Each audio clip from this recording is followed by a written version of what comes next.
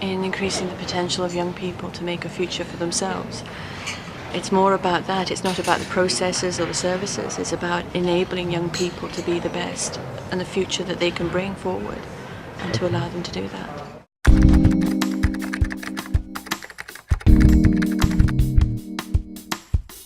I would say that my generation is creating clarity and also allowing us to access other knowledge from other cities. A lot of it may not be what Glasgow needs, but having a comparison shows us what we're doing right, but also what we can do better, and also the things that don't work.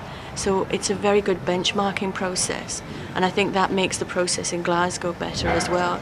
It allows us to choose very clearly where our priorities might be, having seen what other cities have done well or haven't done the same way as us.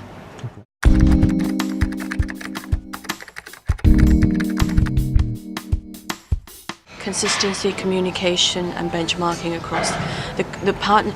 We're talking about creating young people and relationships with young people. How can we do that if we don't then create the relationships between ourselves and continue the communication and continue the dialogue and the support that comes with it? If we break that up at the end of my generation, then we've actually lost an essential tool that got us to a very good place in the first place.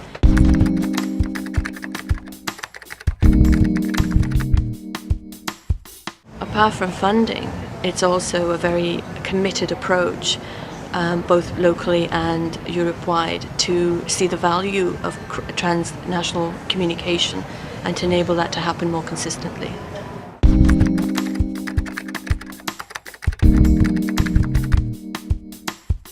The My Generation process overwhelms the local action plans and becomes more important than the action plan itself. The products become too integrated into the My Generation agenda that they lose a local focus. I think that's probably the pitfalls.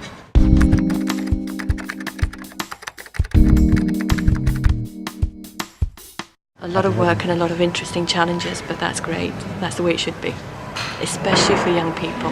They deserve that.